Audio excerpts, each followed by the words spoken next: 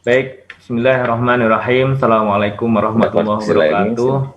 Alhamdulillahirabbil alamin. Allahumma shalli ala Muhammad wa ala alihi wa ashabihi wa tabi'in ajma'in. Alhamdulillahirabbil alamin.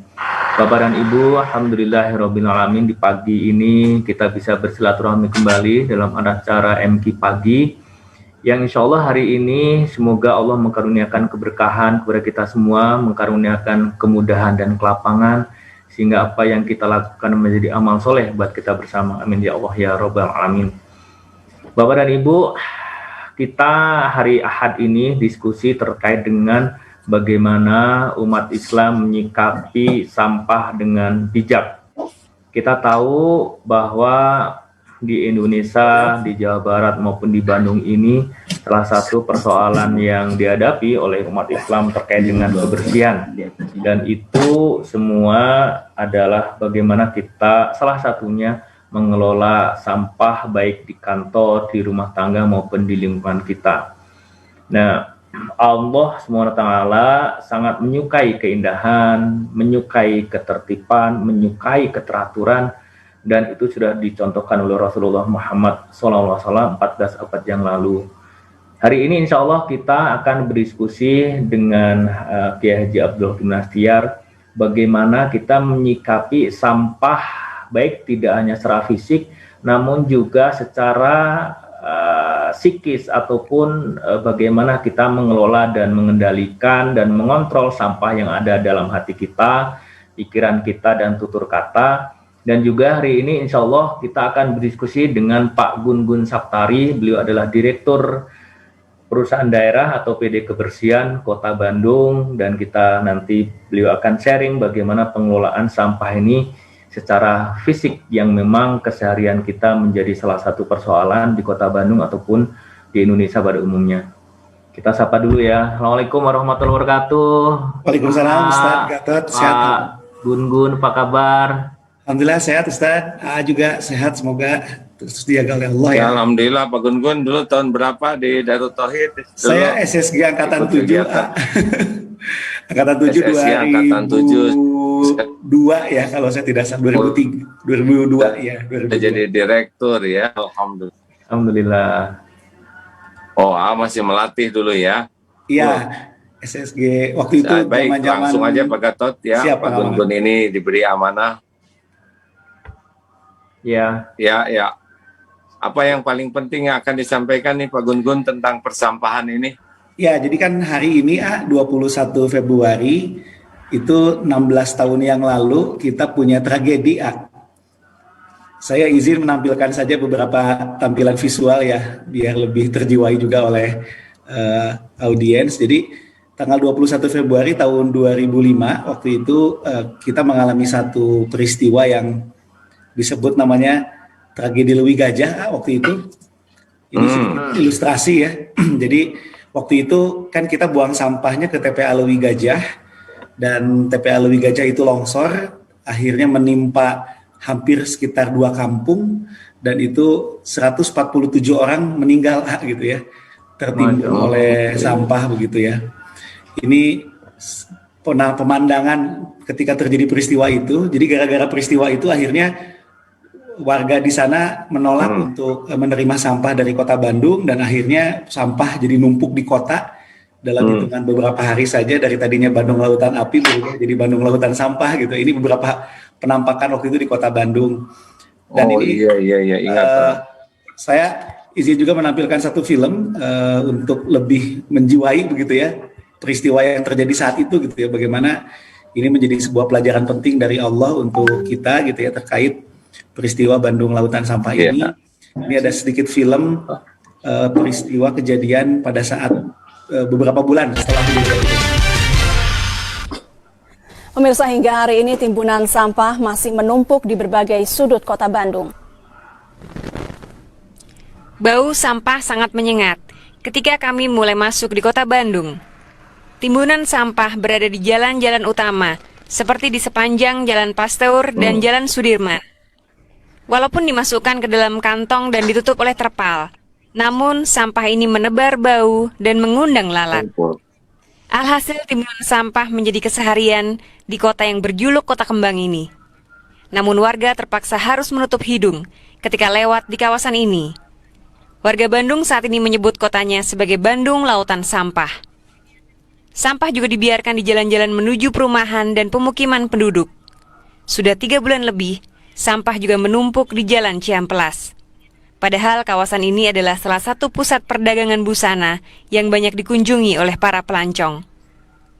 Dalam sehari, terdapat 4,5 juta ton sampah di Bandung. Bandung sudah dinyatakan sebagai kota darurat sampah. Nah itu sedikit ilustrasi ya bagaimana peristiwa itu bukan hanya menjadi tragedi kota Bandung, tapi menjadi tragedi Indonesia. Dan ini juga membuktikan salah satu ayat Al-Quran begitu ya, di surat Ar-Rum ayat 41 tentang bagaimana telah nampak kerusakan di darat dan di laut begitu akibat perbuatan kita begitu. Nah hari ini saya ingin, ini ada kalimat yang menarik di dalam surat Ar-Rum ayat 4 ini, kalimat belakangnya itu ba'dallazi amilu la'alakum yarji'un katanya, agar kita ini kembali ke jalan yang benar begitu ya. Artinya kan seharusnya peristiwa ini menjadi satu hikmah penting bagi kita. Nah hari ini saya mohon izin ingin mencoba mengupas lebih dalam, dan ini terus terang mungkin agak berbeda dengan kelaziman pada umumnya, tapi ini memang kalau saya renungkan apa sih hikmah terbesar dari peristiwa Bandung Lautan Sampah ini, ternyata buat saya pribadi adalah ini. Saya izin mengeluarkan satu statement yang mungkin agak mengejutkan, kontroversi, tapi ini ingin membuka paradigma. Statementnya seperti ini, punten, para jamaah boleh baca juga. Kira-kira sepakat nggak dengan statement ini? Membuang sampah pada tempatnya ternyata adalah akhlak yang buruk. Ini statementnya agak mengejutkan ya. Agak berbeda dari mainstream nih. Membuang sampah pada tempatnya ternyata adalah akhlak yang buruk. Nah ini kalimat ini masih koma, Bapak Ibu hadirin sekalian. Masih koma, nah ini kalimat lanjutannya. Membuang sampah pada tempatnya ternyata adalah akhlak yang buruk jika masih dicampur. Nah sebetulnya ini pelajaran besar dari peristiwa Bandung Lautan Sampah, salah satunya ini. Nah jadi logikanya sederhana. Di dalam surat Al-Imran ayat 191 Allah menyampaikan Rabbana ma khalaqta hadza batila subhanaka faqina azabannar. Ya Tuhan kami, tiadalah Engkau menciptakan ini dengan sia-sia. Maha suci Engkau, maka peliharalah kami dari siksa api neraka. Nah Allah menyampaikan di ayat ini bahwa tidak ada yang sia-sia begitu. Apa yang Allah ciptakan ini semua bermanfaat begitu. Tapi hari ini ternyata ada tuh yang sia-sia begitu ya. Bahkan jadi sumber masalah gitu ya. Yang hari ini kita sebut namanya sampah begitu. Nah jadi apakah ayatnya yang salah atau kitanya yang salah? Tentu kalau ayat yang salah nggak mungkin ya, insya Allah gitu. Quran ini maha benar. Nah ternyata ini akhlak kita yang salah. Dan salah satu akhlak kita yang harus kita perbaiki berhubungan dengan hikmah Bandung Lautan Sampah adalah ini, kita tidak boleh lagi mencampur aduk sampah begitu. Dan saya akan buktikan, mohon izin Pak Sergato semua juga, kalau kita pisahkan sampah, ternyata jadi nggak ada sampah. Nah kita akan buktikan dari mana gitu ya. Nah ini sedikit logika, dari mana sih, kemana sih sampah kita begitu ya. Jadi sebetulnya konsep kita hari ini kan yang jadi masalah itu kan sampah sisa makanan dan tumbuhan, gizi jorok bawah itu kita campur ya. Nah sebetulnya konsep ini belum menyelesaikan masalah. Jadi buang sampah pada tempatnya sudah baik sih, tapi kalau masih dicampur ternyata belum menyelesaikan masalah. Kenapa? Karena kita hanya memindahkan masalah.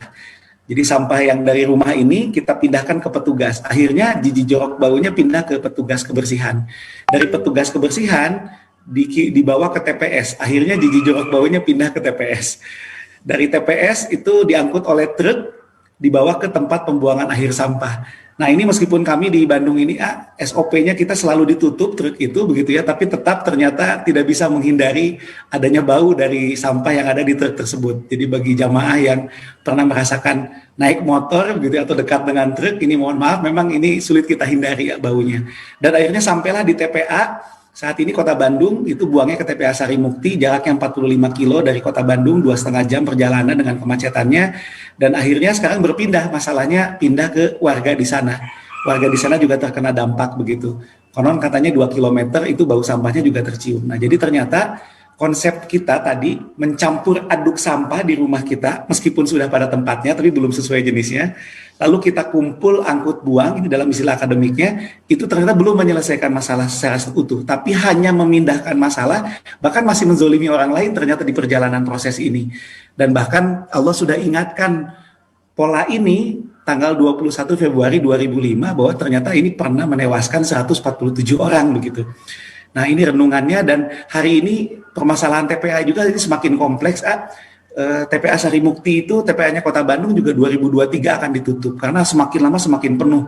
Dan ini juga sudah direncanakan sebetulnya akan pindah ke Legok Nangka dengan kapasitas 1.200 pon, tapi itu biayanya naik. Dari tadinya hanya sekitar 30 miliar, itu biaya kita ngolah sampah di TPA saja bisa naik sampai 180 miliar begitu. Ini sedikit ilustrasi. Belum lagi permasalahan lain dengan TPA. Ini contoh-contoh, saya berikan beberapa artikel bahwa TPA ini rata-rata sekarang sudah mulai seperti bom waktu. Ini di Tangerang, TPA di Cipecang ternyata longsor dan itu masuk ke Sungai Cisadane, mencemari Sungai Cisadane. Lalu di tempat lain juga sama begitu ya. Bagaimana TPA ini seperti bom waktu yang siap meledak kapanpun begitu ya. Dan bahkan di beberapa daerah juga sudah mulai ditolak warga. Jadi ini perlu jadi evaluasi kita bahwa ternyata mencampur adukan sampah lalu kumpul angkut buang ke TPA ini seperti bom waktu. Dan hari ini kalau boleh disurvei TPA-TPA di Indonesia juga semakin hari semakin penuh begitu.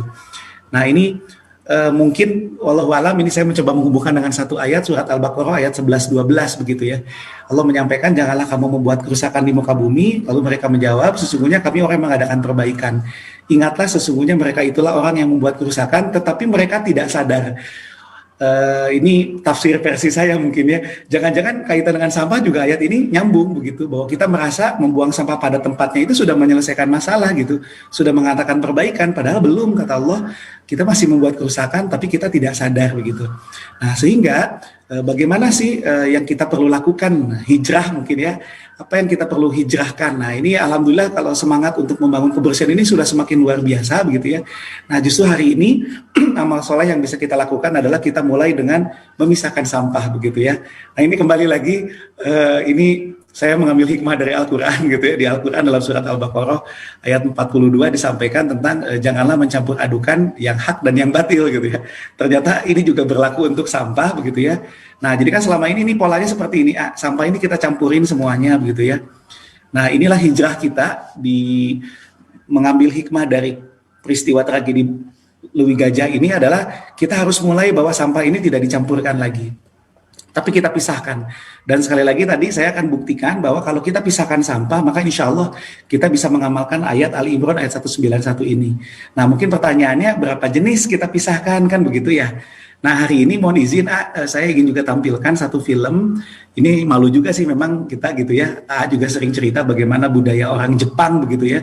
Begitu luar biasa terhadap kebersihan. Ternyata juga sama hari ini kota yang menjadi percontohan memisahkan sampah juga adanya di Jepang. Ini satu kota kecil, Kamamatsu. Nah kita lihat berapa jenis mereka memisahkan sampah untuk ibroh bagi kita. Kita saksikan sama-sama filmnya. In this small Japanese town, residents take the concept of recycling very seriously. アルミ缶、スチール缶、スプレー缶、ペットボトルのキャップ。 They separate their trash into a whopping 34 categories. 34 jenis. 鏡、金属、電球、蛍光灯、バッグ、段ボール、新聞、折り込みチラシ、雑誌。 Welcome to Kamakatsu, Japan, the zero waste town.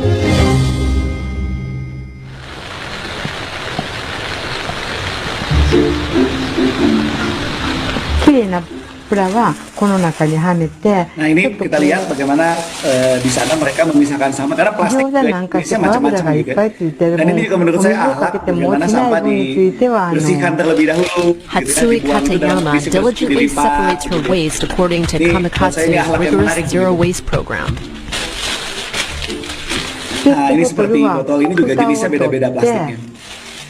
でここにこれいっぱい。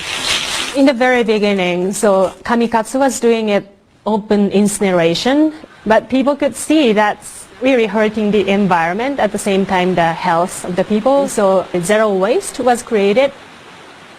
Since the program began in 2003, 80% of the town's garbage gets recycled, reused, or composted. The rest goes to a landfill, but by 2020 the goal is to be 100% zero waste.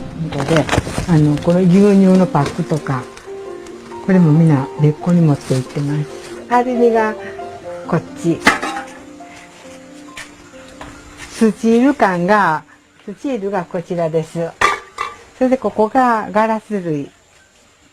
Nah ini menarik, mereka juga mengatakan bahwa pada awalnya ini sulit begitu, tidak mudah. カンカンにしても全部中を洗って処分せないといけないっていうのも大変やし面倒くさいし最初これがちょっと抵抗がありました。 It's been very tough in the way to gain the understanding of the people.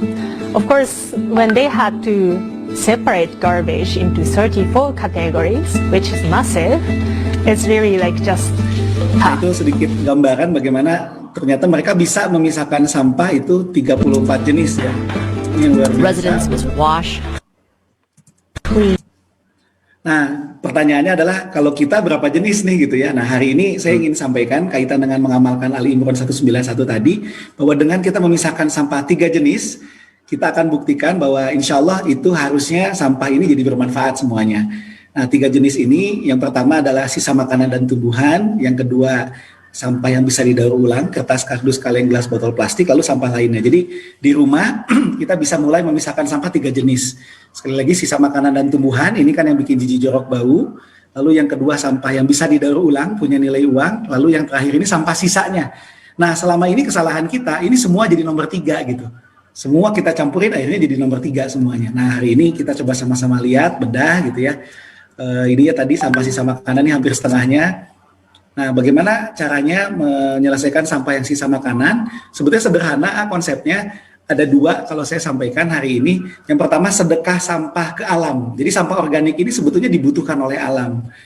Nah, ini jadi kesalahan kita hari ini, sampah organik ini dibuang ke petugas, itu kesalahannya. Padahal sebetulnya alam di tanah-tanah di halaman rumah kita, di kota kita ini butuh sampah organik.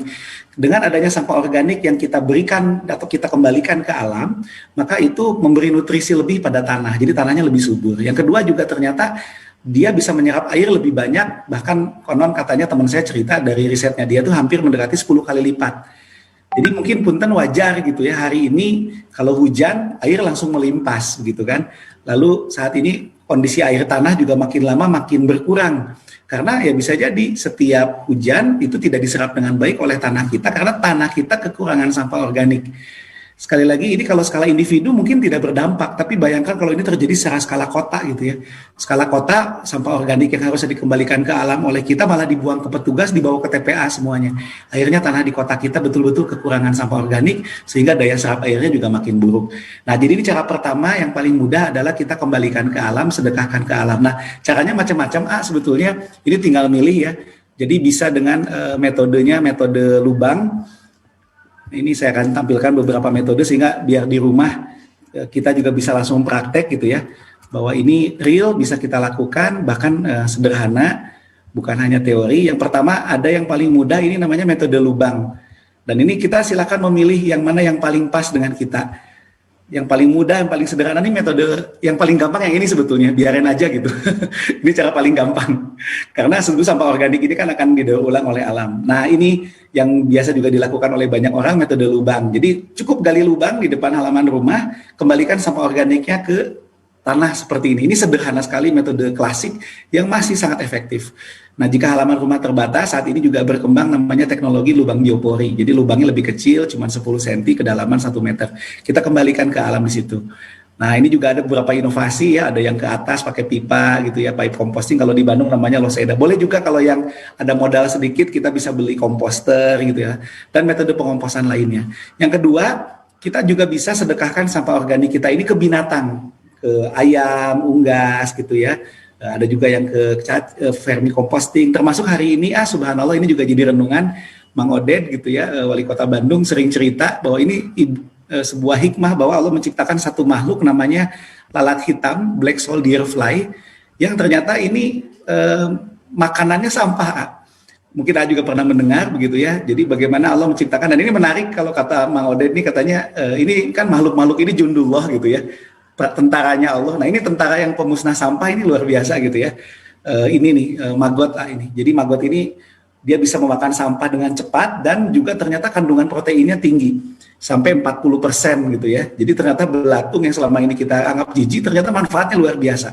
Proteinnya tinggi dan sekarang juga jadi salah satu unggulan untuk pakan di ternak termasuk ikan gitu ya. Nah itu yang berikutnya kalau kami di rumah gitu, jadi setelah sampah itu dikomposkan, itu kita manfaatkan juga untuk urban farming gitu ya. Jadi langsung kita bercocok tanam di halaman rumah, gini saya bersama anak-anak gitu ya. Kita menanam, jadi bermanfaat begitu. Nah ini tadi ya magotnya kita buang atau kita berikan makan ke lele budik damber di rumah juga gitu ya. Ini contoh.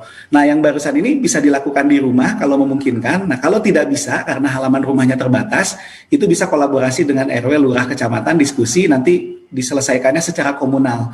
Contoh misalkan kawasan sekolah Darut Tauhid, saya ingat itu sudah menerapkan ini, alhamdulillah gitu. Saya dapat cerita waktu itu. Jadi sampahnya dikelolanya secara komunal gitu ya. Nah intinya adalah stop buang sampah organik kita yang bikin jijik jorok bau ini ke petugas kebersihan. Kita kembalikan ke alaman di halaman rumah kita, sedekah ke alam ataupun ke binatang. Nah itu jenis pertama, sampah organik. Nah jenis kedua adalah sampah yang bisa didaur ulang.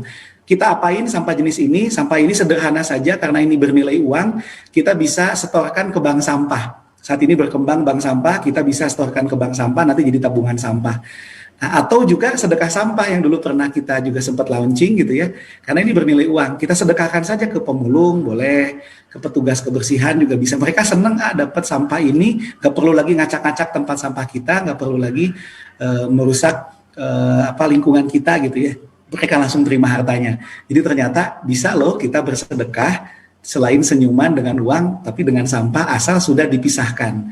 Nah baru sisanya yang terakhir, ini memang masih dibuang ke petugas. Saat ini jadi tanggung jawab pemerintah. Nah tapi sebetulnya kalau ini dijalankan oleh kita, yang dibuang ke pemerintah itu kan hanya yang sebelah kanan. Yang sebelah kiri ini sudah selesai gitu ya, kita manfaatkan. Nah hanya yang sebelah kanan, dan alhamdulillah hari ini juga sedang dikembangkan teknologi-teknologi baru. Jadi insya Allah nanti sampah yang residu ini itu kita olah. Saat ini yang sedang akan kita lakukan di Kota Bandung dan juga di Indonesia adalah sampah jenis ini diolah menjadi RDF. RDF itu campuran batu bara. Jadi bisa jadi bahan bakar, jadi bermanfaat begitu. Termasuk juga ada di Legok Nangka kita juga merencanakan untuk menjadi listrik. Nah sehingga akhirnya dengan memisahkan sampah 3 jenis ini, lalu kita selesaikan dengan langkah-langkah yang tadi, maka ayat Allah Rabbana ma khalaqta hadza batila subhanaka faqina azaban ini terbukti bahwa ternyata itu bisa seluruh material ini bermanfaat begitu. Dan ini kita sudah coba di Kota Bandung dan juga saya yakin daerah lain juga sudah dicoba. Di level ini yang level RW kita bina gitu ya, satu RW kita coba bangun sistemnya. Ternyata alhamdulillah sampah yang dibuang ke TPA-nya juga berkurang begitu. Ini kelihatan grafiknya, ini RW 2 Cipamokolan ya di Kota Bandung. Dia katanya pakai istilahnya Bu Manik gitu ya, budidaya budidaya maggot dan juga pupuk organik karena bisa dimanfaatkan. Nah kita juga coba bangun di Bandung, ini juga skala kelurahan kita uji coba, jadi belum sekota Bandung kita skala kelurahan. Nah ini sebelah kanan ini juga SSG, ini Kang Rusel SSG angkatan berapa saya lupa ya, ini Pak RW-nya luar biasa semangat, ini murid AA juga gitu ya. Kita coba terapkan di Cihaur Gelis, satu kelurahan bersama-sama RW di sana, dan alhamdulillah ketika kita terapkan akhirnya terjadi pengurangan sampah yang dibuang ke TPA sekitar 39%, 39,5% gitu. Nah ini sekali lagi skala kecil mungkin seperti biasa, tapi kalau bicara skala Kota Bandung, hari ini Kota Bandung sampahnya kurang lebih sehari 1.500 ton. Ini kalau dilakukan masif ini kan ratusan ton angkanya gitu, apalagi kalau dilakukan se-Indonesia begitu ya. Nah ini sedikit ilustrasi, kita mulai coba nerapin ini, meskipun belum masif se-Kota Bandung, kita coba terapkan di beberapa wilayah sebagai pilot project. Alhamdulillah ternyata terjadi penurunan tren kenaikan. Jadi sampahnya masih naik, ini Tonase Bandung dari tahun ke tahun sampah yang dibuang ke TPA di tahun 2018 ke 2019. Nah kalau dilihat sebelah kiri itu kenaikannya biasanya belasan persen, masih naik karena jumlah penduduk terus naik begitu ya. Tapi kenaikannya turun jadi 3,96% gitu ya. Bahkan di 2020 meskipun memang ada faktor COVID juga 2020, ternyata turun jadi 0,47% gitu. Jadi ternyata bisa loh gitu ya, dengan kita memisahkan sampah dari rumah, kita mengurangi permasalahan di TPA begitu. Nah jadi kurang lebih seperti itu langkah-langkah teknisnya, bagaimana menurut saya hikmah dari peristiwa Bandung Lautan Sampah ini adalah bagaimana kita bisa mulai memisahkan sampah sejak dari rumah, lalu memanfaatkan sampah sehingga sampah tidak lagi menjadi sampah tapi jadi berkah, jadi bermanfaat. Ini sedikit tantangan, silakan kalau mau dicoba gitu ya di rumahnya, bisa mulai melakukan. Saya sudah sempat mencoba, ini menarik jadi dihitung dulu nih volume sampahnya seminggu berapa, setelah itu coba terapkan apa yang saya sampaikan tadi, teknologinya silakan dipilih yang paling pas, yang paling mudah, yang paling menyenangkan, lalu disurvei berapa persen pengurangan sampah yang dibuangnya gitu ya, dan ternyata itu hampir semua yang melakukan dengan baik itu terjadi pengurangan, lalu mengajak kepada yang lain. Demikian kurang lebih, punten ini agak cepat gitu ya, tapi prinsipnya seperti itu. Jazakallah khair, hatur nuhun. Assalamualaikum warahmatullahi wabarakatuh. Luar biasa, Masya Allah, ini sangat tercerahkan walaupun begini. Ini sangat tercerahkan ini, Pak Gatot. Ya, Pak. Berharap ini 2020 ini Darut Tauhid semua pesantrennya sangat serius merealisasikan ini sebagai amal soleh kita. Insya Allah. Ada Pak Gatot ketua yayasan, tidak usah Mbak Bibu, ini mah udah aja tinggal dialog lebih banyak karena Pak Gun-Gun juga santri jadi tim, lalu kita ajak masyarakat baik di pesantren 1, Eko Pesantren 2 dan Geger Kalong dan semua jaringan Darut Tauhid melaksanakan ini. Udah nggak usah Mbak Bibu, ini mah nyata ya.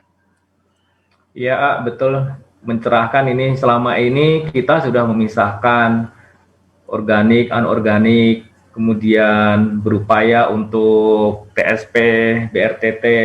Namun ternyata kalau misalnya tidak terintegrasi sampai di akhir, kelihatannya kurang optimal ya Pak Gun-Gun ya. Jadi bagaimana kita membuat sistemnya? Iya, kita membuat ekosistemnya. Kan kalau di beberapa tempat juga sudah dipisahkan antar organik, plastik, kemudian yang anorganik, kertas lain sebagainya. Namun saat petugas sampah ke rumah, ke tempat kita begitu ya, kadang-kadang dicampur lagi gitu. Jadi memang kita kelihatannya harus membuat rencana yang baik untuk membuat ekosistem pengelolaan sampah ini dari rumah tangga, dari perkantoran sampai ke, kalau misalnya ini TPA ya, tempat pembuangan akhir. Nah, TPA ini adalah TPA yang memang kita kelola secara mandiri, secara manajemen yang baik, sehingga minimal lingkungan Darut Tauhid 1 RW atau 2 RW ini bisa terfasilitasi dengan baik begitu. Ya, pokoknya gini Pak Gatot, sih sangat berharap semua santri itu memiliki SOP dalam sampah ini sudah mendarah daging. Kalau ada sampah, maka kalau kita campurkan sekaligus jolim, ya biasanya betul. Kita TSP, tahan dari buang sampah sembarangan, simpan sampah pada tempatnya. Nah, pilah sampah itu ya harus ditambah ya, pungut sampah adalah sedekah, jadi TPSP nanti gitu ya, tahan dari buang sampah sembarangan, pilah sampah, simpan pada tempatnya, pungut sampah adalah sedekah. Ya, Insya Allah. Ada kata pilah, kata kuncinya nih. Iya. Dijadikan sebuah SOP bagi semua santri dan semua jamaah agar kalau melihat sampah itu, kalau kita campur aduk, kita sudah melakukan kezoliman karena membuat kesulitan bagi banyak pihak. Tolong ini kita para jamaah semua di seluruh manapun juga ya, udah mulai tanamkan hari ini TPSP, tahan dari buang sampah sembarangan, pilah dan simpan sampah pada tempatnya ya, lalu pungut sampah adalah sedekah. Itu, bagaimana, ada yang tambahkan Pak Gun-Gun? Ya betul, alhamdulillah. Jadi memang kalau ini perenungan pribadi sebetulnya gitu ya, tentang ini hikmah terbesar dari pengelolaan peristiwa tragedi Lewi Gajah itu menurut saya ini gitu ya, memang pilah sampah ini menjadi kunci peningkatan kualitas peradaban pengelolaan sampah. Dan kita sudah buktikan kan ya, kalau yang sudah keluar negeri gitu ya, dan juga jamaah yang sudah keluar negeri, di luar negeri itu yang lebih maju dari kita kan itu sudah dipisahin gitu sampah tuh. Bahkan beberapa teman-teman cerita waktu pertama keluar negeri gitu ya, dia masih budaya dicampur, pas ngebuang itu dimarahin oleh Pak RT-nya lah gitu ya, karena di sana ada jadwal, biasanya kalau di luar negeri itu ada jadwal gitu ya. Nah ini juga jadi salah satu yang memang betul sepakat bahwa ini tidak bisa hanya sekedar semangat, tapi memang harus terintegrasi nanti dengan sistemnya. Jadi betul memang salah satu tantangannya dari menerapkan sistem ini adalah petugas kebersihannya juga harus sama gitu ya sistemnya. Jadi masyarakat kan banyaknya begitu, sudah dipisah, dicampur lagi gitu ya. Nah makanya itu tadi saya sampaikan bahwa khusus sampah organik sebetulnya sebisa mungkin tidak dibuang ke petugas gitu. Sampai berapa persen itu sampah organik untuk? Organik itu setengah sampah kita tuh sampah organik dari riset itu. Padahal sampah organik itu dikembalikan ke alam kan akan didaur ulang oleh alam sebetulnya gitu ya. Dan kita kan malah dibuang gitu. Betul gitu. Baik kawan-kawan sekalian, para pemirsa, mulai hari ini minimal 2 dulu ya. Ya. Siapkan kantong atau tempat untuk sampah organik. Sampah organik itu apa aja? Sampah organik itu sederhananya sisa makanan dan juga tumbuh-tumbuhan. Sisa makanan dan tumbuh-tumbuhan. Kalau sisa baju, mana? Sisa baju masuknya itu tergantung, kalau masih bisa dimanfaatkan, bisa masuk jenis yang bisa didaur ulang, kalau enggak ya masuk residu lah. Jual ya ke tukang loak ya. Baik, rekan-rekan sekalian, kita sepakati nih, semua yang hadir saat ini, mulai saat ini, dimanapun, bagi yang belum, mulai siapkan kantong khusus untuk sampah organik. Itu setengah masalah sudah kita bantu selesaikan.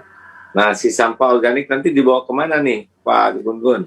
Ya, jadi tadi sudah disampaikan, kalau bisa dikembalikan ke alamnya di halaman rumah masing-masing, itu lebih baik. Caranya tadi bisa gali lubang gitu ya. Saya juga ada film di channel YouTube saya, Gun-Gun Saptari, itu ada panduan bagaimana menerapkan ini di rumah. Nanti saya juga izin share linknya ke AA gitu ya. Itu contoh sederhananya. Nah, kalau yang ada halaman rumah, kalau menurut saya harusnya selesai di halaman rumah. Tapi kalau ternyata yang nggak ada halaman rumah, nah ini yang memang butuh ngobrol sama Pak RW-nya. Nanti biasanya cari lokasi yang agak luas gitu ya untuk membuat pengolahan sampah terpadu di situ untuk sampah organik. Nah inilah yang jadi koneksi sama sistem gitu ya. Nah khusus di Bandung sebetulnya bagi yang kebetulan warga Bandung di sini yang mendengarkan, itu ada program PIPPK. Nanti bisa diakses di situ budgetnya juga gitu ya. Kalau untuk apa Bandung. PIPPK teh? PIPPK. Program Inovasi Pemberdayaan Kewilayahan. Saya lupa lengkapnya ya. Jadi kalau di Bandung itu alhamdulillah programnya itu ada budget dari pemerintah dialokasikan tiap RW itu kalau saya tidak salah sekitar 100 jutaan. Nah itu nanti dikolaborasikan dengan lurah kebutuhannya mau dipakai apa gitu ya. Dan alhamdulillah kalau di Bandung sudah jalan, sebagian dialokasikan untuk membuat pengolahan sampah skala komunal bagi yang di rumahnya tidak memungkinkan begitu. Nah kalau pembakaran sampah gimana, bakar sampah? Nah, bakar sampah itu yang pasti itu harus pakai teknologi. Jadi kalau kita ngebakar di halaman rumah, ini sudah ada aturannya, nggak boleh. Karena itu ketika pembakarannya tidak sempurna, gitu ya, maka itu akan berpotensi menghasilkan satu gas namanya dioksin. Dan ini karsinogenik, ini pemicu kanker. Jadi mungkin saja banyak yang mulai kena kanker, salah satunya karena banyak yang membakar sampah begitu. Jadi kalau mau membakar sampah itu harus pakai teknologi, ada teknologinya itu harus dapat izin dari KLHK dulu alatnya. Kalau tidak seperti itu sebaiknya tidak begitu gitu ya.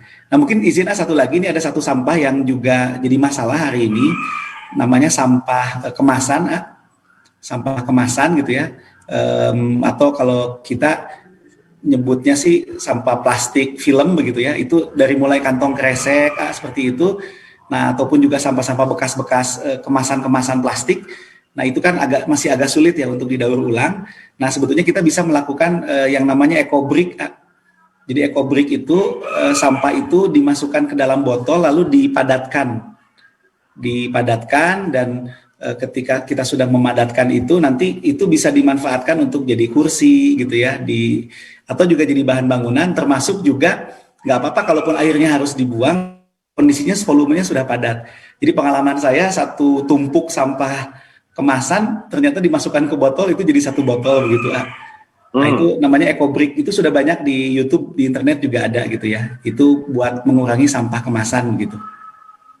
Baik, Masya Allah. Kita buka kesempatan teman-teman ini untuk memberikan masukan ya. Karena ini luar biasa, ini bagi ASI ini amal soleh.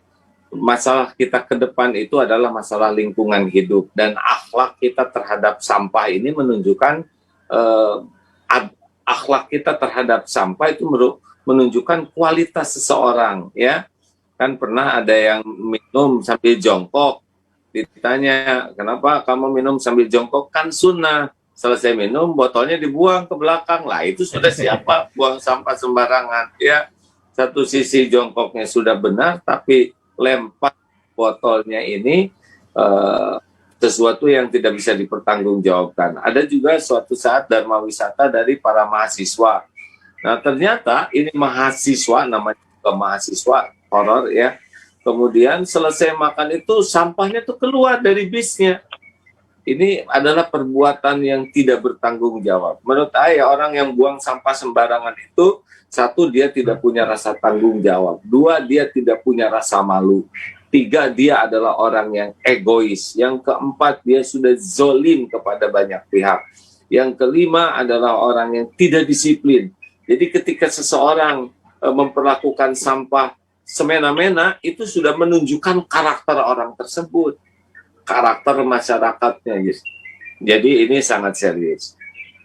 Baik, silakan dibuka, Pak. Pak Gatot, maaf. Silakan. Ya, ini ada Pak Denny Firmansyah yang raise hand. Silakan, Pak Denny. Baik, Bismillahirrahmanirrahim. Assalamualaikum warahmatullahi wabarakatuh. Waalaikumsalam warahmatullahi wabarakatuh. Wajah santri ya? Santri Ya. Tahun berapa? Izin jazakallah khair kepada AA, kemudian Pak Gun-Gun dan Pak Gatot. Saya Denny, santri SSG Angkatan 13 A. Masya Allah, alhamdulillah. Kita mau main futsal saya, Siap Pak Gun-Gun. Izin mungkin sedikit sharing Pak Gun-Gun. Tahun 2016 saya pernah training ke Jepang Pak Gun-Gun. Oh iya. Terkait dengan pengolahan dan pemurnian, mungkin ini sampahnya sampah logam ya Pak Gun-Gun. Jadi, logam, ya betul. Saya pernah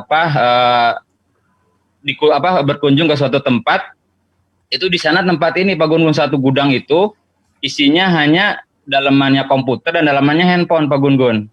Ya. Dalamannya komputer, dalamannya handphone itu satu gudang full. Nah, kemudian setelah dari situ, saya juga diajak ke tempat pengolahan pemurniannya, dan ternyata di dekat situ itu produknya bisa langsung berubah menjadi logam batangan Pak Gun-Gun. Ya. Jadi ada emas itu udah jadi batangan, kemudian kalau tembaga itu udah jadi lembaran seperti itu. Nah, saya sempat bertanya ke petugas di sana, ini dari mana dapat logam begitu banyak, bekas handphone, bekas motherboard dan sebagainya katanya. Ternyata orang Jepang itu ngimpornya dari Amerika. Mereka bilang seperti itu. Saya juga lanjut bertanya, kenapa enggak dengan dari negara yang dekat? Kan ada India, kemudian ada Indonesia yang jauh lebih dekat. Ternyata alasannya mereka karena untuk kelangsungan supply-nya, mungkin ya pasokannya seperti itu. Nah, yang menariknya itu ternyata dari sampah, mungkin ya Pak Gun-Gun, sampah-sampah seperti itu bisa menghasilkan produk jadi yang harganya jauh lebih berharga gitu. Ada logam murni, kemudian ada lempengan tembaga, nikel dan sebagainya. Nah, yang saya tanyakan, apakah mungkin gitu ya ke depannya ini ya di Kang Krisman ini ada program seperti itu, karena potensinya menurut saya ada gitu di kita, karena kita penduduk banyak dan seluruhnya menggunakan handphone, komputer dan sebagainya itu. Itu yang pertama Pak Gun-Gun. Kemudian yang kedua terkait dengan tadi kan memang harus dimulai pemisahan dari terkecil ya, dari keluarga gitu kan. Nah, yang saya tanyakan, ketika sampah organik semuanya kita akan buat di depan rumah gitu kan, dan itu setiap hari ya, istilahnya yang sampai 50% itu sampah organik. Nah, ketika kita akan naruh di depan rumah itu kan otomatis kapasitasnya kan banyak ya, dan bau juga gitu. Nah, ini untuk proses penguraiannya sampai dia jadi sesuatu yang bermanfaat itu berapa lama Pak Gun-Gun, untuk sampah organik yang kita akan coba pilah dan kita simpan di depan rumah gitu, supaya mengurangi sampah yang kita buang ke petugas sampah. Mungkin itu Pak Gun-Gun pertanyaannya. Terima kasih. Assalamualaikum warahmatullahi wabarakatuh. Waalaikumsalam Katu. Izin langsung dijawab ya mungkin Ayah. Ya, silakan Pak Gun. Ya, jadi yang pertama betul. Jadi balik lagi, kata kuncinya memang harus mulai dipisahkan sampah. Jadi ini kan harus ada yang sifatnya budaya, ada yang sifatnya sistem ya. Memang ini di Indonesia sistemnya belum betul-betul seideal di luar negeri ya. Jadi kalau di luar negeri itu sudah sampai sampah elektronik pun dipisahkan, lalu ada sistem penanganan sendiri gitu. Kalau di Indonesia masih sudah ada, tapi masih belum tersistem dengan baik begitu ya. Nah, jadi ini PR memang kan, ini juga masih jadi PR untuk kita menyiapkan ekosistemnya untuk penanganan sampah e-waste kategorinya tuh ya, electronic waste gitu ya. Jadi saat ini belum sampai ke sana gitu memang Indonesia ya. Tapi sudah ada yang melakukan tapi belum tersistem. Nah, ini selalu jadi PR, jadi masukan. Nah, yang kedua tadi bagaimana kita menangani sampah organik kita gitu. Nah, jadi saya coba sampaikan aja metode paling sederhana dari pengalaman kita itu metode lubang. Metode jenis lubang ini yang paling gampang sebetulnya. Tinggal gali tanah, masukkan ke situ. Nah, untuk menghindari bau itu bisa dibikin selang-seling. Jadi selang-seling itu kan yang bikin memancing itu sampah makanan sebetulnya ya. Nah, kita bisa selang-seling setelah kita buang sampah makanannya, itu di atasnya ditutup oleh daun, sampah daun dari halaman rumah gitu ya. Atau ditutup sama tanah juga boleh. Nah, untuk mempercepat proses pembusukan, subhanallah ternyata Allah juga menciptakan beberapa bakteri yang itu bisa mempercepat. Sebetulnya ada cara bikin bakterinya, bisa itu. Panduan bikin mol itu di internet juga banyak, mol, mikroorganisme lokal. Atau beli bakterinya bisa, ada bakteri E4 tuh udah jadi bakterinya tinggal dipakai. Nah, atau kalau berapaan beli bakteri teh berapa? Cuman berapa puluh ribu sebotolnya. Dan itu bisa pakai sampai berliter-liter gitu ya, dicampur air kan. Nah, kalau kita malas gitu ya, ya minimal kalau malas itu air cucian beras. Jadi air cucian beras yang sudah 3 hari didiamkan itu disiramnya ke sampah kita gitu. Itu mengandung bakteri gitu ya. Mengandung bakteri gitu ya. Mau lebih cepat kasih gula di situ. Jadi dicampurkan dengan gula terus dibuang, karena gula juga itu jadi makanannya bakteri gitu ya. Kalau mau gurih kasih vecin, nah itu mah canda gitu. Nah, jadi betul begitu. Pakai bakteri kalau pengen lebih cepat. Ya, oleh Pak Gun-Gun. Ya. Baik, terima kasih Pak Gun-Gun. Sekarang kita ke Ibu Irma. Ibu Irma ada Bu yang mau di-sharing sesuatu? Belum dibuka ya mic-nya ya. Baik, pengalaman juga itu Pak Gun-Gun pakai apa itu semacam obat ya atau apa ya namanya ya, cairan begitu ya, untuk bioaktivator disebutnya. Iya. Tapi 5 hari katanya. Tapi setelah 5 hari itu pengalamannya belum optimal ya hasilnya ya. Kemudian ya berhenti akhirnya karena bingung juga, karena semakin banyak dan semakin menumpuk dan tidak ada wadah yang cukup ya, karena semakin besar begitu. Itu nggak ada ini ya, paling efektif memang yang lubang tadi ya Pak Gun ya? Jadi gini, kalau untuk skala rumah, jadi ini kembali skala rumah dulu ya, pengalaman saya kalau skala rumah, metode lubang ini sudah sangat cukup gitu. Jadi lubang biopori 5 juga itu sudah, sampah makanan tuh nggak kemana-mana, selesai di biopori itu gitu ya, kalau kita di halaman rumah. Nah, memang betul Pak Gatot, ini yang agak menantang dan butuh ilmu, itu kalau kawasan gitu ya. Karena kalau kawasan itu kan jumlahnya banyak gitu ya. Nah, memang kalau untuk kawasan mau tidak mau kita berinvestasi, atau ya kalau kita niatkan untuk infak gitu ya, infak untuk membuat sistem pengolahan sampahnya.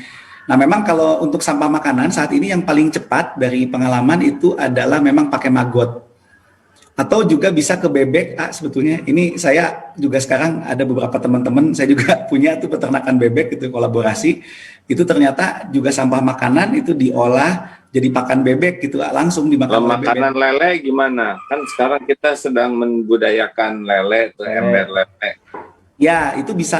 Nah, cuman memang kalau untuk lele baiknya ada satu step jadi maggot dulu gitu. Jadi sampahnya diolah pakai black soldier fly tadi. Nah, si maggot itu yang jadi pakan lele itu 40% proteinnya. Dan itu sangat tinggi begitu. Baik, Pak Gun. Assalamualaikum warahmatullahi wabarakatuh, Pak Gatot. Waalaikumsalam. Ini ya. Bu siapa? Irma Pak, baru dibuka ya, itu, baru dibuka Pak audionya ya. Assalamualaikum warahmatullahi wabarakatuh. Pak Gun-Gun, Pak AA dan Gatot, ini luar biasa, saya apresiasi sekali. Ini betul-betul yang bisa memulai ini menjadi habit itu memang ibu rumah tangga pastinya ya Pak Gun-Gun ya. Ya, betul. Jadi barangkali mungkin sharing saya bagaimana ini betul-betul dimasifkan informasi dan sosialisasinya. Mungkin ini AA bisa berperan besar sekali dalam konteks setiap hari AA apa istilahnya ya mungkin akan diagendakan di dalam acara harian mingguan itu, mungkin salah satu betul-betul masif mengenai sampah gitu. Nah itu saya melihatnya gini, dari paparan Pak Gun-Gun tadi, hikmah yang paling besar atau mungkin jadi peringatan dari Allah yang paling besar. Kejadian pandemi ini itu pernah disampaikan oleh Pak Wiku itu sebagai juru bicara Satgas, itu kan terjadinya ketidakseimbangan ekosistem. Nah, jadi barangkali mungkin dari segi kesehariannya ini kita tidak, karena kita lalai, kita artinya tidak disiplin ya. Mulai dari dampak sampah ini sebetulnya Allah sudah memperingatkan. Tapi dari hal-hal yang kecil, yang sedang sampai yang besar sekali, kita sebagai umat manusia ini tidak sadar. Akhirnya inilah pandemi, ini adalah ketidakseimbangan ekosistem yang yang Allah datangkan, sehingga apa, makhluk yang namanya coronavirus itu yang tadinya dia aman-aman saja di tempatnya, nah inilah yang keluar bahkan di seluruh dunia. Nah ini barangkali saya mencermati dari paparan Pak Gun-Gun tadi, Pak Gatot, ini saya melihatnya inilah sebetulnya ujian apa ya peringatan dari Allah yang luar biasa. Itu saja barangkali sharing saya. Mungkin sosialisasi ke ibu rumah tangga itu Pak Gun-Gun yang perlu betul-betul kami bisa diberikan, harus seperti apa mekanismenya supaya betul-betul ini masif menjadi perubahan yang betul-betul kita harapkan menjadi habit nantinya dari setiap rumah tangga. Terima kasih. Assalamualaikum warahmatullahi wabarakatuh. Waalaikumsalam warahmatullahi wabarakatuh. Terima kasih Ibu. Baik, AA ada ini atau Pak Gun-Gun, apakah kita bisa bikin program bersama misalnya jadi semacam yang password gitu seperti canceling umat dulu. Jadi yang ikut MG pagi kita menanyakan bagaimana sampah hari ini begitu, atau Pak Gun-Gun dan AA punya ini bagaimana? Kita akan jadikan ini Pak Gatot bulan sampah. Maksudnya kita upayakan 1 bulan ini nanti ke depan tiap hari, maka diakhiri setiap pertemuan ini dengan ngobrol sampah ya. Sudah melakukan apa dengan sampah. Jadi kita ingatkan 1 bulan, misalkan bulan Maret ya, namanya Busang. Bulan ngurus sampah dengan profesional. Jadi kita ingin sekali 1 bulan tuh sosialisasi bagaimana sampah dikelola dengan baik, dan kita juga datangkan bukti-bukti dan ahli-ahli yang lebih banyak lagi, serta kita ajak ke kerjasama dengan berbagai pihak. Sangat serius ini ya tentang TSP ini, dan Darut Tauhid ini kan sudah agak lama dikenal sebagai tempat mengelola sampah, cuman kita kurang upgrade ini, kurang update ya. Apa yang disampaikan Pak Gun-Gun ini membuat kita, ya saya juga merasa, ketinggalan jauh ini kita ini. Harusnya lingkungan Eko Pesantren 1, 2, dan Gerlong itu merealisasikan ini, dan Darut Tauhid jadi motornya. Masjid-masjid itu jadi motornya nanti ya. Kita bisa kerjasama dengan DMI, bagaimana masjid-masjid menjadi motor pergerakan pengelolaan sampah. Ini menarik, dan ini amal soleh yang luar biasa ya. Ya Pak, insya Allah. Ini ada coba cik. Iya, ada ini Iya, bagusnya sih sebagaimana Pak Gun-Gun, setiap organisasi ada direkturnya, ada lembaga khusus yang ngelola sampah. Jadi ya udah, ada aja. Eta yang jadi masalah. Jadi ada 3M katanya. Pertama, ngelola sampah itu malas, jadi seakan-akan membuang sampah sudah beres urusan. Yang kedua, menunda. Yang ketiga, menyerah. Pada saat sudah kondisi model tadi Mas Gatot ya, udah dipilah, katanya di sananya juga nyampur lagi, jadi menyerah. Padahal hindari 3M tadi, malas, menunda, dan menyerah. Dan satu lagi persoalannya di kita itu, saya terutama, adalah jadi seolah-olah saat sampah itu sudah keluar dari rumah kita, keluar dari hadapan kita, itu udah selesai begitu. Padahal itu menjadi masalah baru buat lingkungannya, buat masyarakat. Nah, saya kira mental dan perilaku seperti ini yang kita coba sosialisasikan untuk mulai Maret ini, sehingga ini menjadi solusi bersama insya Allah. Darut Tauhid siap Pak Gun, insya Allah nanti menjadi inisiator baik di Bandung maupun Bandung Barat. Dan waktunya kita tinggal 2 menit lagi, Pak Gun, sampaikan aja ke Mang Oded ya, Pak Wali Kota, kami siap. Juga Pak Gatot dengan Kabupaten Bandung Barat, kami serius ya, ini takdir. Pak Gun nge-WA langsung, nggak tunggu hitungan jam itu ya, saya langsung forward ke tim supaya segera direalisasikan acara ini, dan ternyata AA sangat senang, Masya Allah. Terima kasih, dan ini bukan yang perpadan yang terakhir, karena banyak sampah yang harus diangkut oleh Pak Gun-Gun. Tolong. Baik, kan ini waktu kita jam 6 selesai nih. Boleh nambahin, mungkin izin sedikit. Silakan Pak Gun-Gun. Ya, jadi sebetulnya kalau di Bandung ini sudah ada programnya. Jadi yang saya jelasin itu sebenarnya kalau di Bandung kita nyebut namanya Kang Pisman ya. Kurangi, pisahkan, manfaatkan sampah begitu ya. Jadi silakan kalau searching ada sosial medianya Kang Pisman, itu juga banyak penjelasannya di sana. Lalu juga saya ada film, nanti juga izin saya share ke AA gitu ya. Sedikit ilustrasi bagaimana cara menjalankan ini di rumah. Dan mungkin boleh juga nanti kita webinarnya bisa lebih teknis, jadi misalkan nanti bagaimana cara ini nanti kita jelaskan lebih teknis juga boleh sih, insya Allah gitu. Poinnya terakhir sebagai penutup, sepakat bahwa kalau Mang Odet bilang urusan sampah ini, membangun kesadaran ini bukan cuma urusan sampah, tapi ini bicara membangun budaya dan juga peradaban umat gitu, karena logikanya sederhana. Kalau orang sudah peduli kepada kebersihan, maka biasanya dia akan lebih peduli kepada urusan-urusan yang di atas itu. Jadi katanya kalau cari menantu atau cari pasangan, carilah yang sudah menjalankan misahin sampah dan manfaatkan sampah, karena sampah aja dipikirin apalagi pasangannya gitu. Tuh gitu Mas Gatot, tolong dengar. Sudah dipikirkan bagaimana mungkin nggak ngurus pasangannya. Nah gitu. Baik Pak Gatot, ini kita sudah waktu di radio sudah habis. Rekan-rekan akan berlanjut ya, ini akan berlanjut, ini belum selesai. Kita akan menuju hal yang teknis ke depan. Tapi kita tutup dulu dengan doa akhir majelis. Subhanakallahumma wa bihamdik asyhadu alla ilaha illa anta astaghfiruka wa atubu ilaik. Terima kasih MQTV, MQFM yang merelay, dan bagi yang masih berkenan di Zoom bisa bertahan ini ya. Assalamualaikum warahmatullahi wabarakatuh. Waalaikumsalam warahmatullahi wabarakatuh. Pak Gun-Gun, kalau saya mah di rumah teh pakai gunting. Jadi sambil nonton TV, sambil ngobrol teh pegang gunting, guntingan itu sampah. Sampah-sampah dibuat kecil, dia itu masukin ke dalam ini ya. Nah, ini EcoBrick nih. Jadi berpikirnya mengurangi volume. Betul. Ya. Ini SMA Putri sudah menjalankan yang EcoBrick ini. SMA Putri dan Hamba waktu itu juga dapat apresiasi.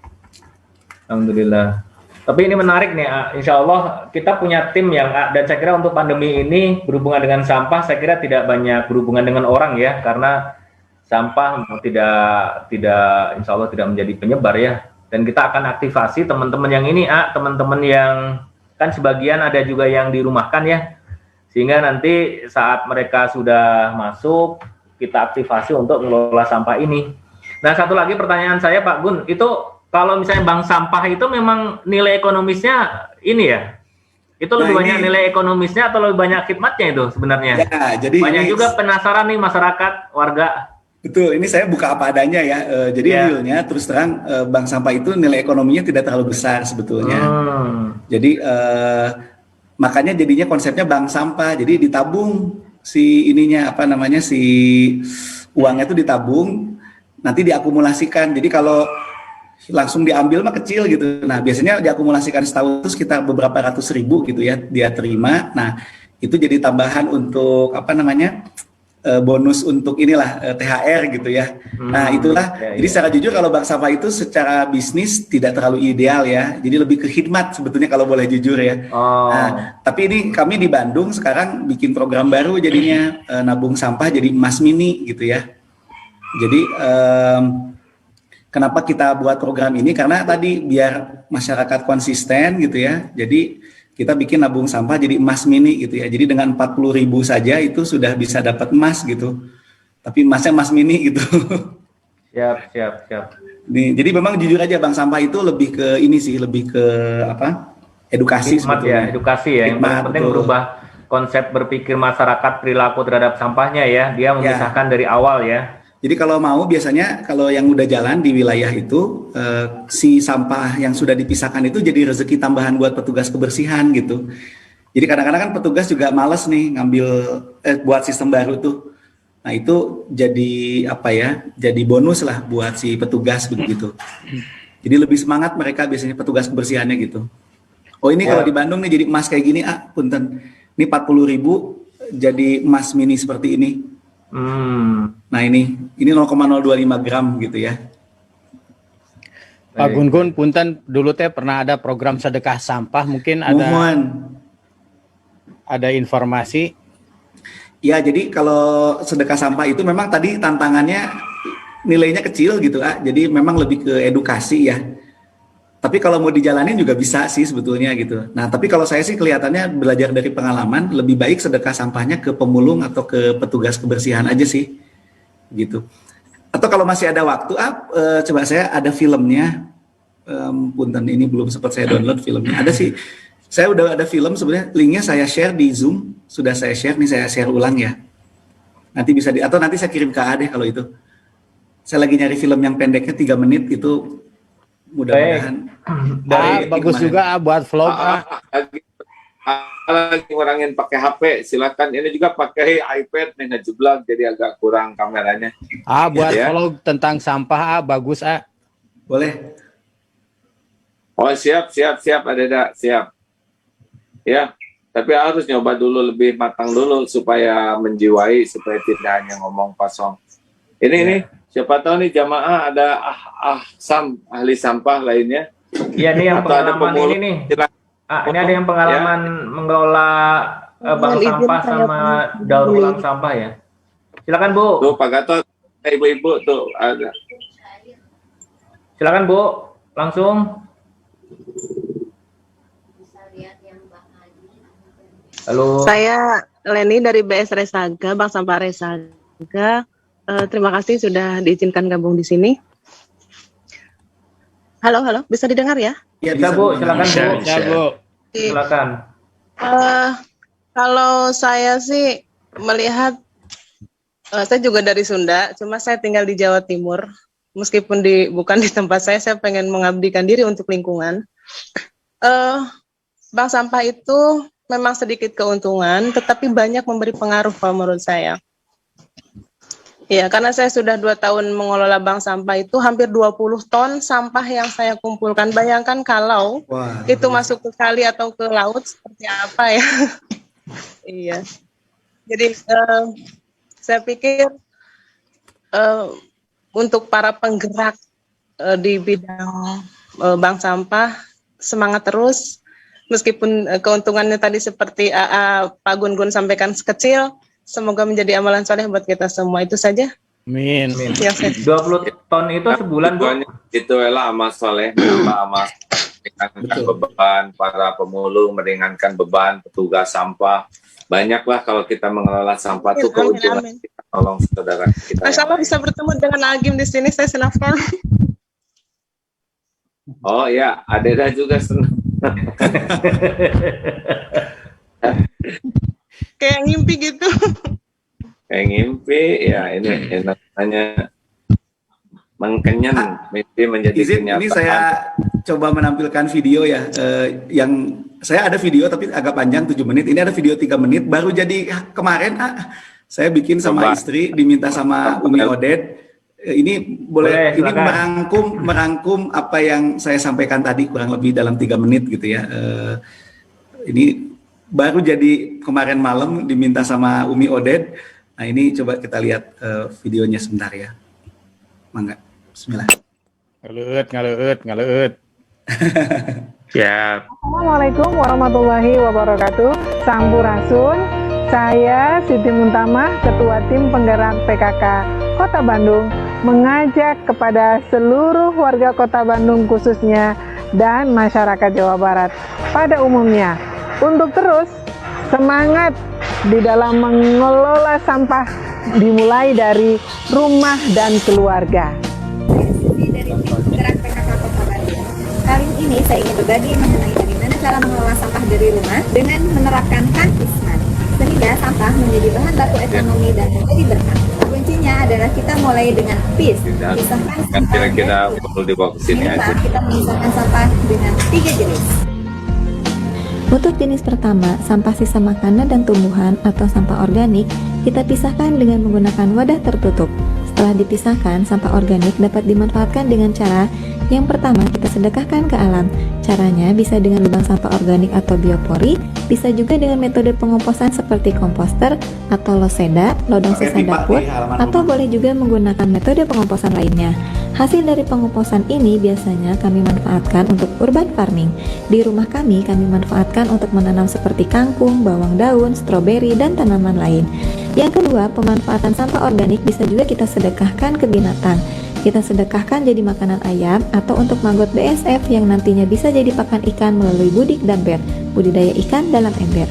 Jenis kedua adalah sampah daur ulang yang terdiri dari kertas, kardus, gelas botol plastik, kaca, kaleng, dan logam. Sampah jenis ini dapat bernilai ekonomi dengan disetorkan menjadi tabungan bank sampah. Nah, kebetulan saya sekarang mengikuti program baru Bank Sampah Resik PD Kebersihan Kota Bandung, di mana ketika tabungan saya mencapai sekitar 40 ribuan saja, saya bisa mendapat masukan seperti ini loh. Mau?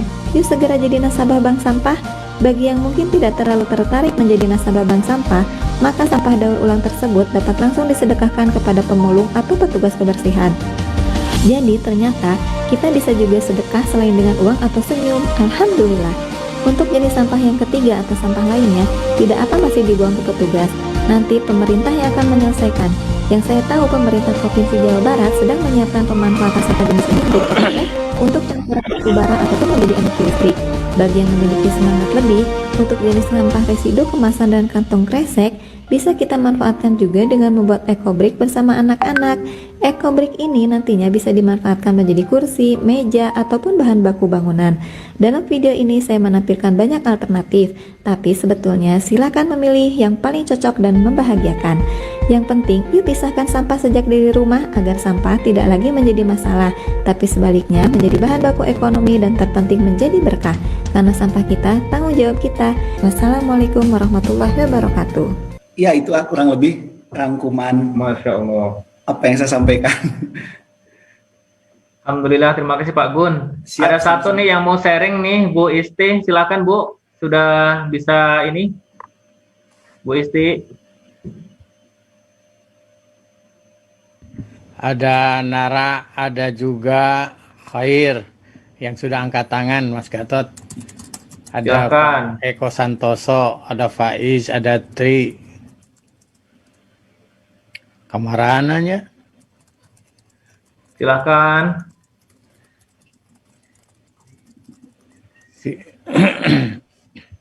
Dan memang ini ya. Pak Khair udah? Ke Pak siapa, Nara ya? Assalamualaikum. Ustadz Gatot mohon izin. Siap, silakan Pak. Pak Adi ya? Mohon. Assalamualaikum Agim. Saya Adi, saya kakak dari Muharram Saifullah yang dulu banyak dibantu sama Ustadz Gatot. Yang selesai pendidikan SSG, beliau wafat karena sakit tipes dan demam berdarah. Akhirnya seluruh keluarga besar SSG datang ke Ciwastra, waktu itu di GBI. Hatur nuhun, saya dari perwakilan keluarga besar kepada SSG terus Darut Tauhid, terima kasih banyak.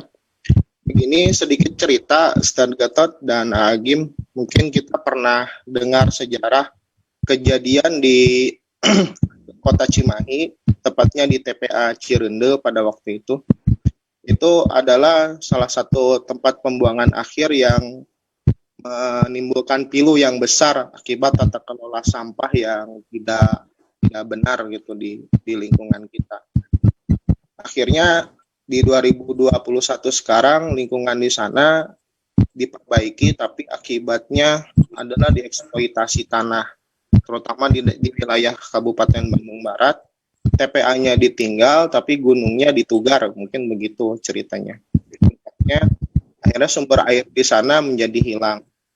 Nah, kemarin ada sedikit dorongan dari teknik ITB Angkatan 95 untuk membangun Akademi Bambu Nusantara di sana. Ini setali tiga uang berhubungan dengan teknik pengelolaan sampah yang oleh Kang Gunggun gagas, tapi kami kekurangan SDM.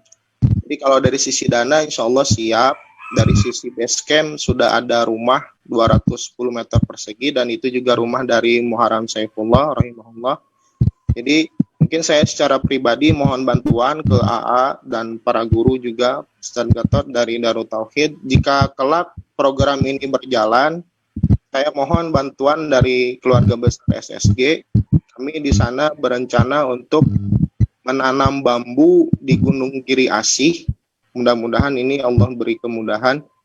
Dan tentunya di sana juga kita membutuhkan SDM yang cukup untuk membangun bagaimana kita bisa memproduksi tata kelola pupuk organik. Dan ini tentunya apa yang di-sharing oleh Kang Gun-Gun sangat masuk, dan apa yang diperlukan masyarakat Cibeber di sana, karena memang dari sisi pendidikan dan sosial geopolitik di sana perlu banyak dukungan dari pondok-pondok yang sudah established di Kota Bandung supaya mereka lebih trust kepada program. Mudah-mudahan ya setidaknya nanti izin yang diberikan, saya juga mungkin nanti akan koordinasi dengan Dan Ramil setempat. Mudah-mudahan program ini bisa terlaksana. Insyaallah kalau ini jalan, nanti saya secara pribadi mohon izin datang ke Darut Tauhid juga untuk koordinasi. Mudah-mudahan ini jadi kebaikan untuk semuanya. Atur nuhun. Insyaallah, amin. Insyaallah. Sangat mendukung Pak. Insyaallah ya, ini bagus sekali nih programnya. Siapa? Pak Nara, silakan. Terima kasih sudah diberi kesempatan. Ada Mr. Oldman juga menyimak. Saya Nara, perkenalkan dari Surabaya ini Ustadz. Masya Allah, Alhamdulillah, Surabaya ya. Siapa? Silakan. Jadi saya kebetulan ada Yayasan Kelola Sampah Indonesia yang kebetulan memang kami berjuang juga di dalam hal persampahan, namun selain di bidang teknis pengelolaan sampah, berjuang juga di bidang regulasi. Artinya tadi kita mungkin agak sedikit kurang membahas tentang regulasi begitu ya, karena kita tahu bahwa sebenarnya kita punya regulasi yang sangat bagus di Indonesia, Undang-Undang nomor 18 tahun 2008 tentang pengelolaan sampah. Kemudian yang disampaikan oleh Mas Gun-Gun tadi itu berkaitan dengan pasal 12 tentang pengelolaan sampah di rumah tangga. Saya sampaikan dan saya mohon doanya Agim beserta bapak-bapak dan ibu-ibu semua Pak Gun-Gun, bahwa kami dalam waktu-waktu dekat ini kami ingin memperjuangkan supaya sampah-sampah yang ada di masyarakat ini harus, kan sebenarnya harus dibedakan nih, sampah yang ditimbulkan oleh masyarakat dengan sampah yang diproduksi oleh produsen gitu ya. Artinya kita tidak mungkin kita punya sampahnya mie goreng misalnya kalau kita nggak makan mie goreng gitu kan. Nah, artinya sampah itu masyarakat ini hanya merupakan sebagai penimbul saja gitu. Sementara produsennya adalah ya produsen produk itu sendiri begitu. Nah, itu ada di pasal 15 bahwa produsen produk kemasan maupun kemasan itu sendiri itu harus bertanggung jawab terhadap sisa produknya begitu. Nah, kami berharap mengharap doanya supaya tanggung jawab terhadap sisa produk atau sampah oleh produsen ini bisa dijalankan di Indonesia, karena sebenarnya di luar negeri sudah berjalan yang dinamakan EPR itu Extended Product Responsibility gitu ya. Equality Principle ya. Nah, gitu. Jadi memang kita masyarakat ini agak kurang edukasi mengenai regulasi, sehingga mereka sering kemudian salah persepsi bahwa yang menjadi produsen sampah itu adalah masyarakat, padahal bukan gitu. Tapi yang paling besar kontribusi terhadap sampah itu narasumber sebenarnya gitu. Nah, adalah produsen dari produk itu sendiri. Makanya kita harus, ini memang perjuangan panjang begitu, meskipun undang-undangnya sudah ada dari tahun 2008 tapi sampai sekarang masih belum dilaksanakan, padahal seharusnya targetnya pemerintah Kementerian Lingkungan Hidup nanti tahun 2022 EPR sudah bisa dilaksanakan, tapi sampai sekarang teknis kemudian petunjuknya segala macam itu masih belum ada. Nah, mudah-mudahan berkat doanya bapak-bapak dan ibu-ibu, Mas Gun-Gun, nanti mudah-mudahan kita bisa bekerja sama Mas untuk mendorong supaya sampah yang tadi tidak terkelola, yang tadinya dibuat ekobrik, karena dibuat ekobrik atau dibuat apapun untuk kerajinan itu hanya sedikit persen saja yang sangat banyak itu gitu. gitu. Nah, makanya kita harus bersama-sama mendorong produsen supaya mereka bertanggung jawab terhadap sampahnya. Nah, baru kemudian tanggung jawabnya seperti apa? Apakah kemudian produsen nanti memberikan dana pengelolaan sampah kepada bank sampah yang tadinya hitungannya sangat rendah, itu kemudian nanti bisa mendapatkan bantuan dari produsen karena tanggung jawabnya kepada sisa produknya itu tadi. Baik, terima kasih Pak. Ya, Pak Gun, ada tanggapan Pak terkait dengan kebijakan pemerintah nih? Ya, jadi memang yang di-share hari ini memang tidak masuk ke diskusi itu.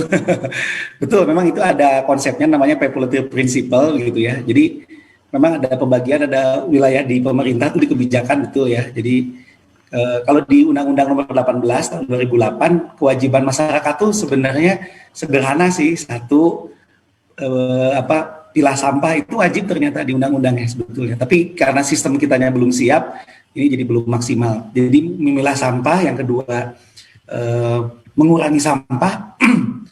Jadi sebisa mungkin mengurangi sampah. Nah tadi kan dengan di halaman rumah sebenarnya itu bisa mengurangi sampah sebetulnya.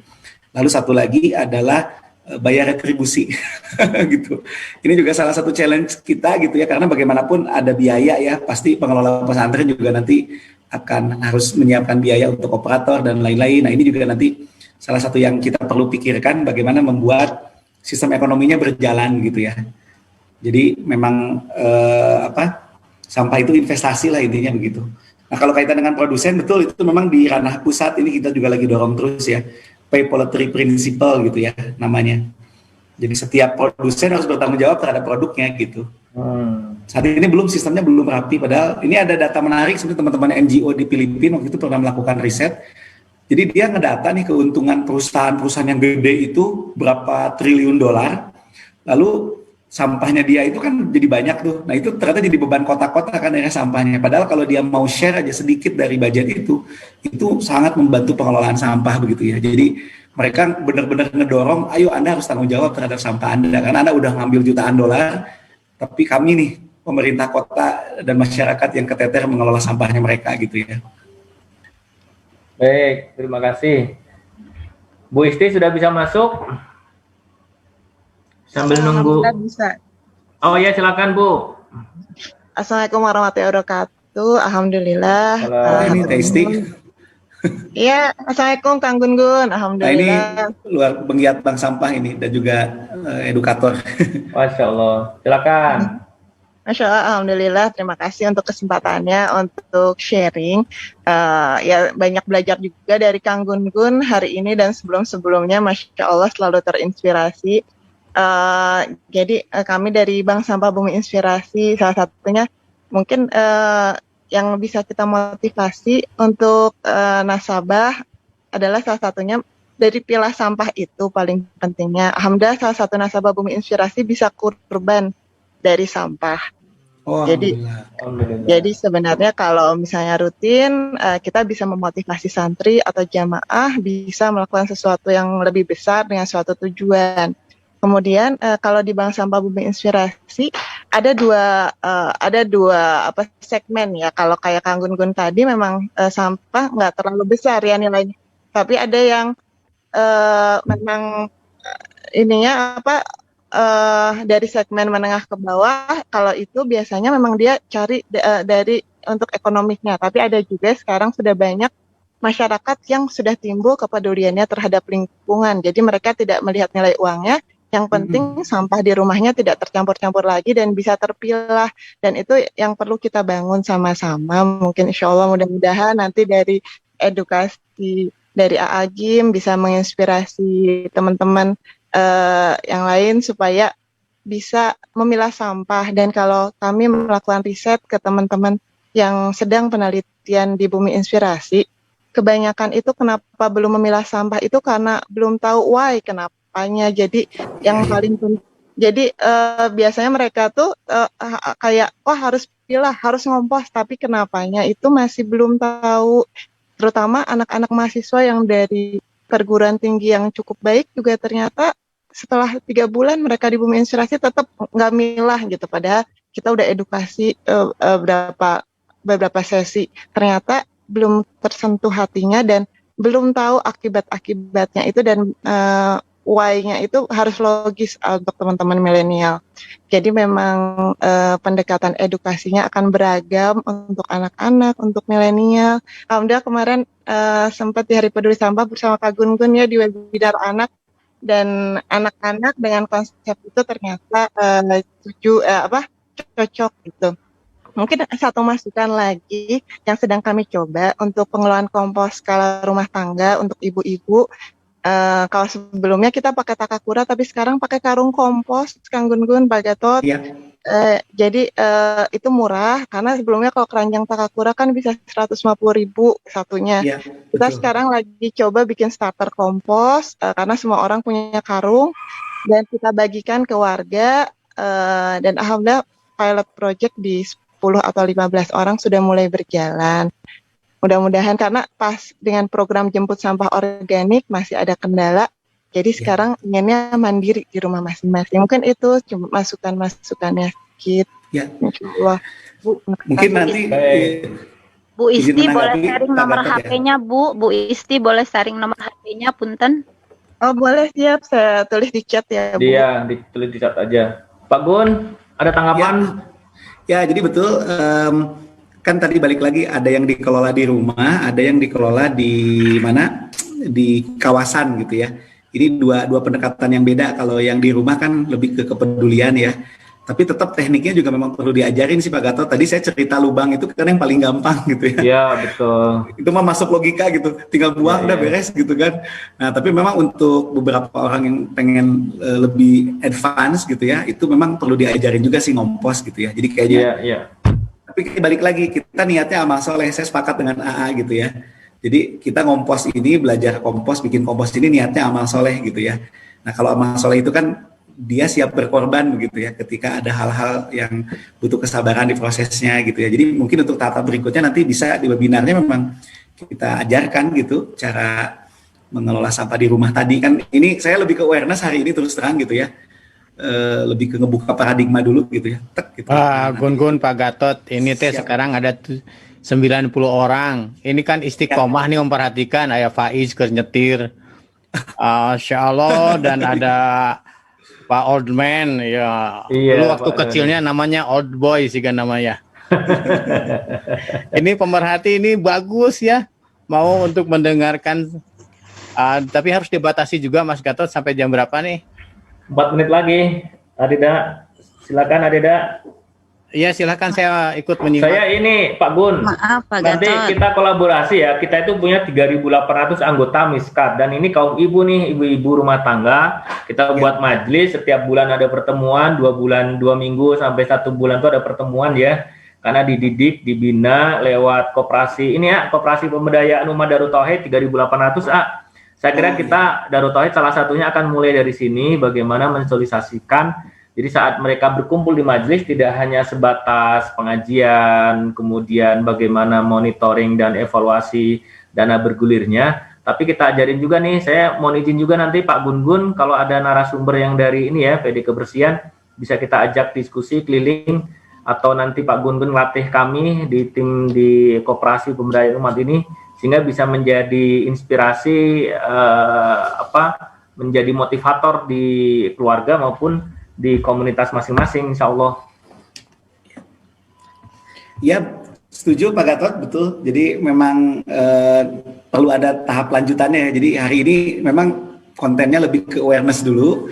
Nah, nanti langkah teknis kita coba ini. Meskipun langkah-langkah teknis sederhana tadi, minimal kalau saya sederhana dari tahap pertama ini orang kebuka bahwa oh iya saya harus misahin sampah. Lalu sampah organik sebenarnya cara paling gampang bisa dipisahkan lalu kita kembalikan ke alam. Sampai situ udah cukup untuk tahap awal begitu ya. Nah, nanti memang ada teman-teman yang memang lebih dalam, jadi kayak ekoenzim nih gitu ya. Itu juga kita ada bikin ekoenzim, itu juga bisa membantu mengurangi sampah organik plus juga menetralisir sungai yang kotor. Jadi sekarang di Bandung juga lagi banyak dibikin ekoenzim gitu ya. Itu level advance-nya lah. Jadi saya rasa bertahap gitu. Di sini juga kayaknya ada Butini ya. Butini juga terima kasih. Baik, Pak. Baik, ada terakhir ya, ada kegiatan lain pagi ini. Siap, Pak. Nuhun, bagian nyapu ini di depan masjid. Kalau pagi begini, mesti keburu direbut oleh orang lain. Ada bapak-bapak sepuh, rajin sekali nyapu. Kalau beliau nyapu, saya nggak kebagian. Rebutan. Dan ada tetangga masjid ini orang non-Islam. Hobinya nyapu juga di depan masjid tuh. Jadi sebelum dia bangun, kita harus segera sapu. Baik. Terima kasih. Dan semua yang ada. Semua lanjut aja Pak Oldman, Mr. Oldman, thank you. Who are you, Mr. Oldman? Kenapa namanya Oldman? Saya jadi ini tersindir juga karena I'm aki-aki man. Ya. Makasih semua. Lanjut ya. Alhamdulillah. Saya kira sudah juga nih 6:30 selesai. Ini mungkin Mas Gatot dari Pak Oldman mau bicara dulu sedikit, mungkin silahkan Pak Oldman. Oh iya. Terima kasih. Assalamualaikum warahmatullahi wabarakatuh. Waalaikumsalam warahmatullahi wabarakatuh. Masih ingat saya Abah Endi yang dulu sama-sama dibimbing AA waktu berangkat haji 2008. Abah Endi bisa Oldman ternyata. Alhamdulillah pada kesempatan ini saya menyimak dari semua apa yang dibicarakan dan saya sangat tertarik. Saya kebetulan di Kota Baru Parahyangan sebagai ketua komunitas Hayu Hejo. Waduh, ini seru nih. Jadi apa itu komunitas Hayu Hejo? Jadi kita adalah misinya adalah mengedukasi warga Kota Baru Parahyangan di dalam gaya hidup sehat, ramah lingkungan. Nah, salah satunya adalah berbicara masalah sampah. Jadi saya sangat tertarik, bahkan saya pernah mengusulkan kepada pengurus masjid di Kota Baru Parahyangan Al-Irsyad, saya mengusulkan supaya masjid ini Masjid Hayu Hejo Kota Baru Parahyangan, sehingga itu bisa menginspirasi kepada teman-teman atau masjid-masjid di tempat lain. Kenapa saya bicara seperti itu? Masjid adalah tempat kumpul umat, ya. Jadi pengalaman atau saya juga mengamati setiap masjid menyelenggarakan katakanlah kegiatan akbar, itu selalu akhirnya adalah selalu meninggalkan sampah yang begitu besar. Jadi saya mengusulkan kepada kesempatan ini, kelihatannya Darut Tauhid harus memulai dengan katakanlah kegiatan yang sustain, berkelanjutan, tidak secara terpilih. Jadi insya Allah kami komunitas Hayu Hejo siap mendukung program Darut Tauhid bersama Kang Gun-Gun tentunya. Begitu saja sementara. Terima kasih. Wassalamualaikum warahmatullahi wabarakatuh. Semangat Hayu Hejo, kalau disingkat HAI ya. Baik Pak Gun-Gun, terima kasih. Terima kasih Pak Oldman, terima kasih. Kita akhiri dan baca alhamdulillah bersama. Alhamdulillahirabbil alamin. Subhanakallahumma wa bihamdika asyhadu an la ilaha illa anta astaghfiruka wa atubu ilaik. Terima kasih. Kita ketemu lagi. Siap, sami-sami mohon. Terima kasih ya Pak Gun-Gun. Assalamualaikum warahmatullahi wabarakatuh. Ustaz Gatot, Adeda, dan Pak Gun-Gun.